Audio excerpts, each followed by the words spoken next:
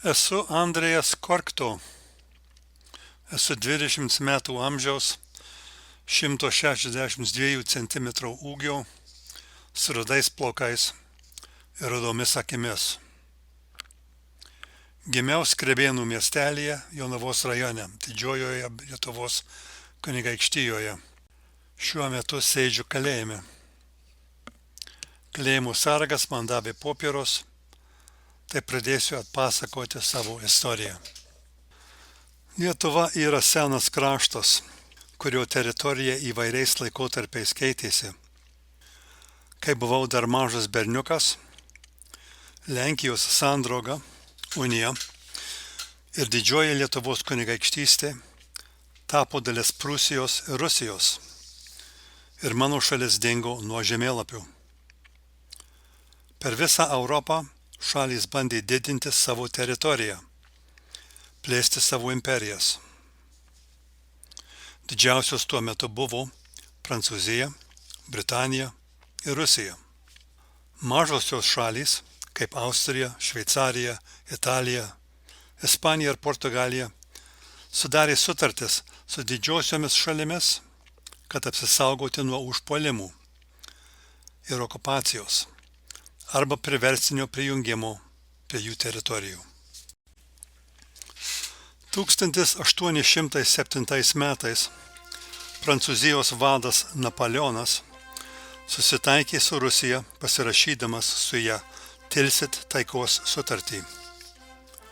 Tai įvyko Tilžėje, ant Nemuno krantų. Didžiosios Lietuvos kunigaikštystės gyventojai džiaugiasi. Napoleonas pažadėjo, kad mes galėsime savarankiškai tvarkytis ir vėl galėsime atstatyti savo kraštą. Norėdami parodyti, kad mes remiame jo siekius, daug mūsų vyrų užsirašė tarnauti jo kariuomenėse. Aš buvau vienas iš jų. Aš tapau Vistulos legiono nariu. Mus pasiuntė kariauti už Napoleoną Italijoje ir Ispanijoje. Laimėjome daug mūšių. Pralaimėjome tik keletą, bet Napoleonas savo pažado neišpildė ir niekada nedavė mūsų kraštui nepriklausomybės. Daug iš mūsų jautėmės apgauti ir palikome prancūzų kariuomenę. Pabėgome ir perėjom tarnauti į kitą pusę.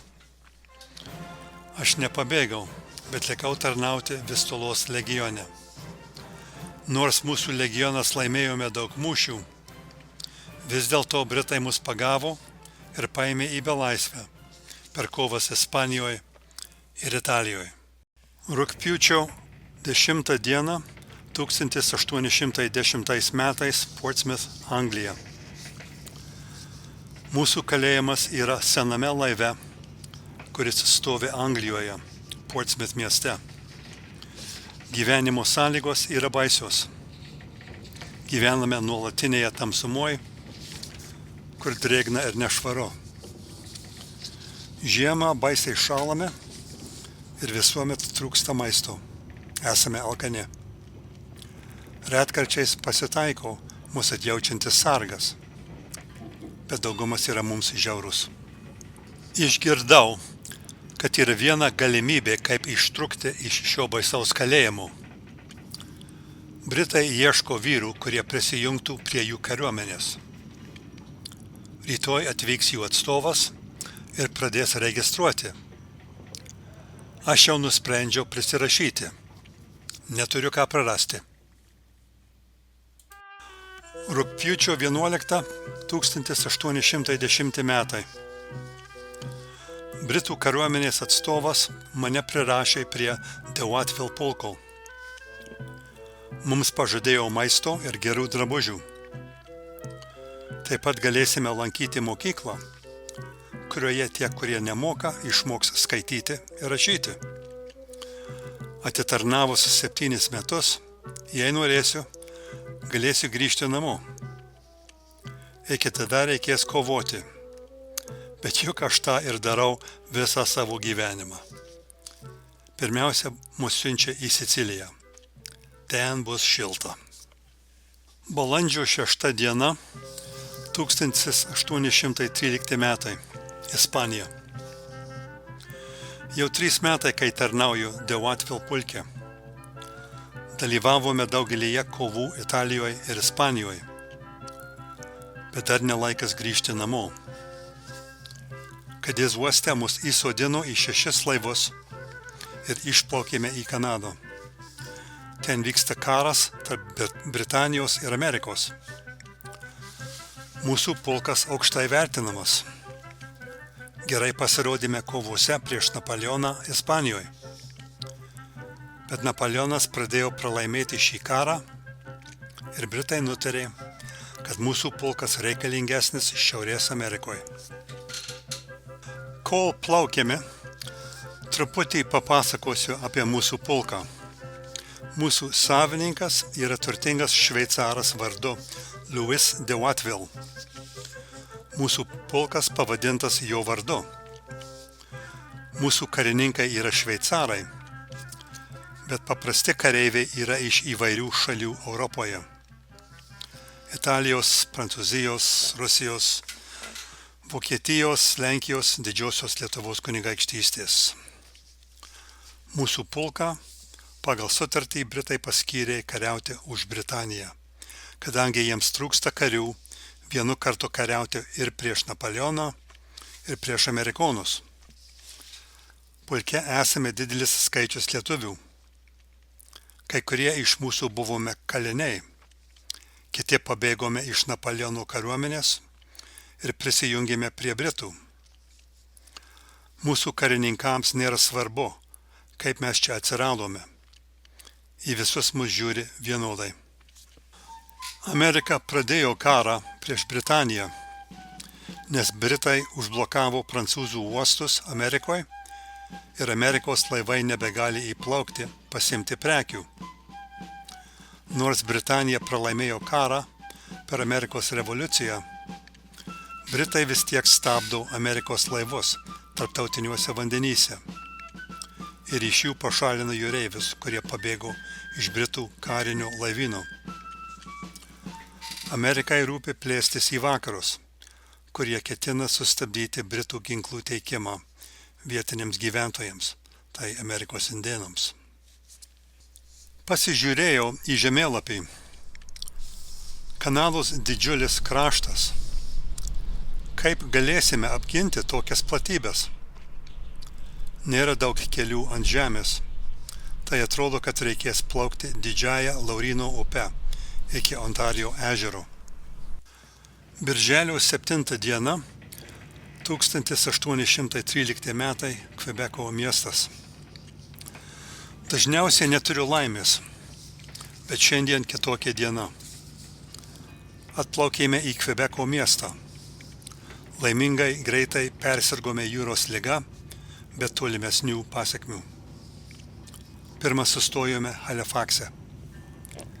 Ten išbuvome savaitę ir vėl plaukėme tolyn. Šį kartą užėjo audra ir nebegalėjome matyti kitų kartu keliaujančių laivų, bet visi laimingai atplaukėme ir susitikome Kvebeko mieste. Nebuvo laiko linksmintis. Iš karto mus pasiuntė į Kingstoną, kur puolėme į darbą statant Point Henry tvirtovės sienas.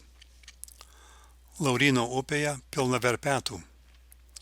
Mūsų karininkai nusprendė, kad iki Kingstono kiek galėsime plauksime laivais, bet vis tiek reikės žeme žygiuoti dar 290 km. Atrodo, kad visą savo gyvenimą praleidžiu arba uždarytas laive, arba žygiuojant. Spalio 5 dieną 1813 metai Kingstonas.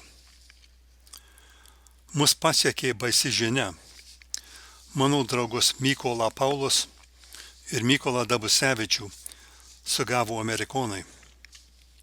Jų pulkas buvo pasiųstas į York, nes amerikonai planavo ten puolimą. Kai jų pulkas atvyko į York, informacija vėl pasikeitė. Pasirodė, kad amerikonai renkasi Sackets uoste, kitoj Ontarijo ežero pakrantėje, skersai nuo Kingstono. Tai jų pulką iš karto pasiuntė atgal mažame laive.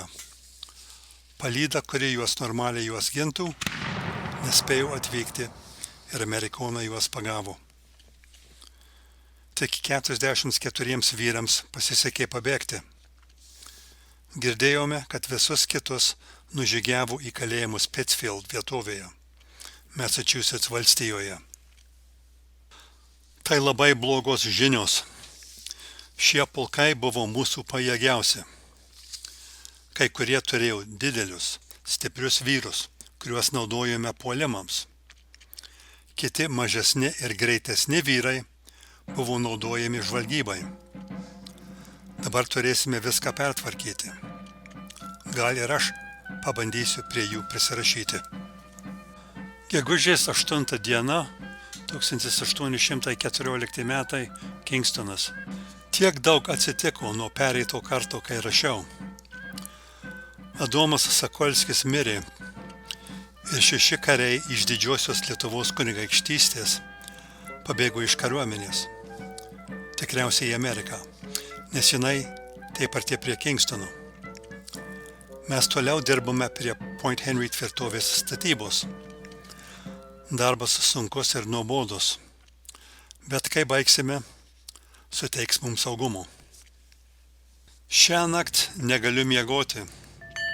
Tik ką laimėjome trumpiausią kovą, kurioje teko kovoti. Prieš 5 dienas išplaukėme į ežerą pasiruošę pulti amerikonų Oswego tvirtovę Niujorke. Nors Oswego yra netoli Kingstono, mums truko daugiau nei 1 dieną ten nuplaukti, nes reikėjo plaukti prieš stiprius vėjus. Iš vakaro, gegužės 5 dieną, ilgai rengėmės kovai. Matėme, kaip amerikonai ruošiasi. Šalina reikmenis, kad jie nepatektų į mūsų rankas. Užėjo audra ir mūsų laivą pakartotinai nupūtė tolyn nuo kranto. Galų gale, sekančią dieną, apie pietus, mums pasisekė pasiekti krantą. Perlipome į mažesnius laivelius ir jais pasiekėme krantą arčiausiai tvirtovės. Išlipus iš laivelių, dar reikėjo bristi vandenyje, panerus iki pažastų. Deja, mūsų šautuvai ir šoviniai sušlapo ir nebegalėjo šauti. Nieko tokio. Pulkininkas Fisher mus įvedė į tvirtovę ir kova baigėsi per 15 minučių. Mes laimėjome. Deja, praradome keletą kareivių. Mano draugas Gottfriedas Hillard buvo sužeistas ir nors jį nešė į laivelį, jis mirė. Jis būtų tikrai džiaugęsis mūsų laimėjimu. Rugpjūčio 14 dieną, 1814 metai, prie Erie tvirtovės. Paskutinį sykį rašiau prieš 3 mėnesius. Dabar rašau besiruošiant sekančiai mūsų kovai. Gyvename miškuose, prie Erie tvirtovės, netoli Erie ežero aukštutinės Kanados dalyje. Amerikonai prieš mėnesį užėmė šią tvirtovę. Dabar mūsų užduotis yra ją atkovoti. Jau ilgokai esame miškuose ir laukime, kol amerikonai įsijungs į kovą. Gyvenimo sąlygos, jeigu nesi viduje tvirtovės, yra sunkios. Visą vasarą daug lyja ir daugelis iš mūsų serga. Britų kariai daug skundžiasi ir neįpratę gyventi sunkiomis sąlygomis. Lietuviams daug lengviau. Miškuose randame vaistažolių, verdame sriubas, naudojant kuklią maisto duoklę, kurią gauname iš Britų. Jau kelintą kartą amerikonai mus užpuolo. Antanas Kazitka iš Lietuvos kunigaikštystės žuvo. Mes sėkmingai miškuose įrengėme savo patrankas, kurių dėka amerikonai bijo palikti tvirtovę. Bet dabar jau atėjo laikas mums ją atkovoti. Mūsų stovykloje plinta gandai, kad generolas leitenantas Drummond mumis nepasitikė. Kai kurie mūsų kariai perėjo į amerikonų pusę, jų tarpe ir mano draugai Jokūbas, Matijas ir Antanas. Drummond mumis nepasitikė ir mus neaprūpina titnagu reikalingu mūsų šautuvams. Jis bijo, kad neiššautumėm prieš laiką, prieš puolimą, kuris turi būti staigmena amerikonams. Jis nori, kad puolimas vyktų naudojant tik durtuvus. Mūsų Dewatville pulkas esame išdidus ir labiau patyrę, nei Drummond įsivaizduoja. Kai mūsų pulkininkas Viktoras Fisher kvietė savanorius sunkiai misijai pavadintai Beviltė viltis, didelis mūsų skaičius prisirašė. Jis turėjo iš ko rinktis.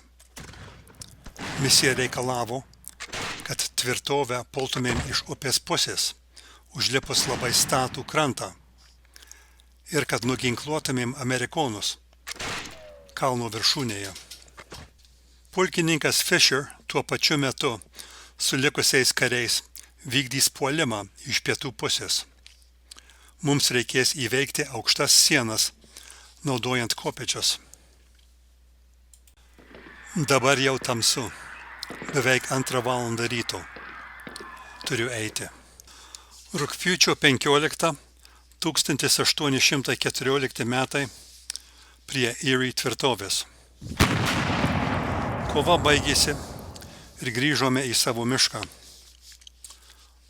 Praradome daug karių, ne tik mes lietuviai, bet ir britai. Amerikonai buvo pasiruošę ir mūsų laukė. Mūsų kopėčios buvo per trumpos ir buvo beveik neįmanoma sėkmingai pulti iš pietų pusės. Bandėme 5 kartus ir nepasisekė. Tai pulkininkas Fisher mus prijungė prie Beviltės vilties grupės puolimo iš upės pusės. Tamsoje kai kurie mūsų kariai nuslydo ir nuskendo upėje. 7 iš Lietuvos kunigaikštystės dingo be žinios. Mes galvojame, kad juos amerikonai paėmė į belaisvę. Atsimenat abu Mykolus, kurie anksčiau buvo paimti į belaisvę? Juos dabar vėl antrą sykį paėmė į belaisvę. Drummond toliau kaltina mus.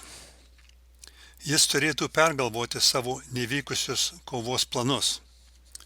Grynai jo kaltė, kad papuolėme į tokią nesaugią padėtį. Amerikonai dar vis kontroliuoja tvirtovę. Mums jau pradeda trūkti reikmenų. Girdėjome, kad Drummond nori pasiduoti ir pasitraukti. Nekantriai laukėme. Rugsėjo 18, 1814 metai, dar prie Erie tvirtovės. Dar vis gyvename miškuose. Pasirengėme persikelti žiemai į George tvirtovę, bet neatvyko vežimai, kurie turėjo perkelti mūsų įrangą. Vakar buvo baisi diena. Mes, Dewatville pulkas, saugojo mūsų stovyklavietę. Smarkiai lijo. Staiga amerikonai mus užpuolė. Smarkiai kovojome, jie buvo gerai pasiruošę. Juozas Mentel žuvo ir Tomo Rošek kairė koja buvo peršauta. Dar 9 Lietuvos kunigaikštystės kariai, įskaitant Adomą Matijošaitį, buvo paimti į amerikonų belaisvę. Tada Britai atėjo į pagalbą ir amerikonus sėkmingai atstūmė atgal į tvirtovę. Džiaugiuosi, kad už keletos dienų apleisime šią vietą. Sausio 1, 1815 metai, George tvirtovė. Pasiekėme George tvirtovę. Ši kanalus žiema ypatingai šalta ir visur pilna sniego. Šildomės kiek tik galime prie ugnies ir laukan išeiname tik parsinešti daugiau kuro, jeigu išvis jo galime rasti. Sklinda gandai, kad jau pradėta tartis dėl taikos ir karas neužilgo baigsis. Aš jau ilgą laiką kariauju. Ką man toliau veikti? Nieko daugiau nemoku, kaip tik kariauti. Birželio 15, 1816 metai, Kingstonas. Seniai jau nerašiau, bet turiu daug naujienų. Karas pasibaigė. Pirmiausia nukeliavome į Sorel, prie Montrealio miesto. Ten laukėme draugų, kad grįžtų iš belaisvės. Tada atžygiavome atgal į Kingstoną ir čia mūsų pulką paleido. Nuo šiandienos nebesu karys Britų kariuomenėje. Išgyvenau visus mūšius ir šiandien esu laisvas žmogus. Turiu daryti sprendimą. Jeigu noriu, Britai mane parveš atgal namo į Lietuvą. Bet aš ten nesu buvęs nuo paauglystės laikų. Ką man ten grįžti? Visi mano draugai yra kariai ir jie yra čionai.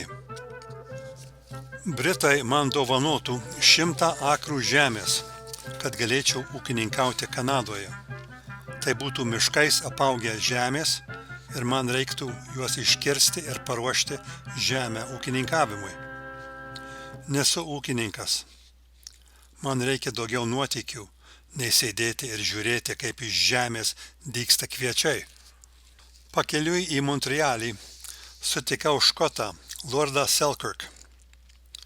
Jis nori vakaruose įsteigti gyvenvietes, bet naujus gyventojus užpuldinėja kailių pardavėjai nuo šiaurės vakarų firmos. Jie konkuruoja su Hudson's Bay firma. Žmonės užpuolami ir miršta. Jis nori, kad mūsų padalinys iš šiaurės vakarų firmos atimtų prekybos centrą Fort Williams tvirtovėj ir kad perkalbėtumėm kailių pardavėjus, kad nustotų gyventojus puldinėti. Jis taip pat nori, kad mes būsimus gyventojus saugiai palydėtumėm į jų naujas gyvenvietes. Man tai būtų tikrai įdomus darbas. Liepos 1821 metai, Raudonosios upės gyvenvietė. Praėjo daug laiko. Dalis mūsų Dewatville pulko ir keletas karių nuo Demuron pulko jau 5 metai gyvename Red River, Raudonosios upės gyvenvietėje, Kanados vakaruose. Norėčiau sakyti, kad gyvenimas geras, bet to negaliu daryti. Mums pasisekė perimti Fort William tvirtovę, bet teismai privertė ją grąžinti. Gyventojai, kuriuos mes saugojom, mūsų nemėgsta. Jie sako, kad mes per daug girtuokliaujame ir triukšmaujame. Gal jie teisūs, bet mums reikia kaip nors linksmintis. Mus nedomina kviečių augimas. Tai lygiai taip nuobodu, kaip aš ir maniau apie tai galvodamas Kingstone. Gyvenimas čia nėra saugus. Nors esame susipažinę su indėnų vadu Pegwas ir Lordas Selkirk pasirašė su vietos indėnais taikos sutartį, mes vis tiek bijome ir indėnų, ir kailių prekiautojų. Dalis šveicarų ir Demuron pulko narių jau persikėlė gyventi Minnesotos teritorijoje, Amerikoje. Ten saugiau. Birželio 24, 1826 metai, Raudonosios upės gyvenvietė. Paskutinį sykį rašau į savo Kanados dienoraštį. Pavasarį išgyvenome didžiulius potvynius. Mano gyvenvietės pastatai visi nuplaukė tolyn patvinusioj upė. Dingo mano karvės, kiaulės bei arkliai. Mūsų visų gyvenvietės dabar randasi po vandeniu. Tai ne pirmas kartas, kai Raudonoji upė taip patvinsta ir tai nebus paskutinis. Man belieka pasekti savo Lietuvos kunigaikštystės Pirmūnų takais ir persikelti gyventi į Ameriką, pradėti savo naują gyvenimą iš naujo. Tai buvo įdomus laikai. Pirmą kovojau už Napoleoną, tada iš kalėjimo ėjau kovoti už Britus, tada keliavau laivu į Kanadą, kur vėl kovojau ir sutikau Lordą Selkirką ir indėnų vadą Peguis, ir dabar pradedu savo gyvenimą vėl iš naujo. Ką žino, gal stebėti, kaip auga kviečiai Minesotoje, pasidarys labai įdomu.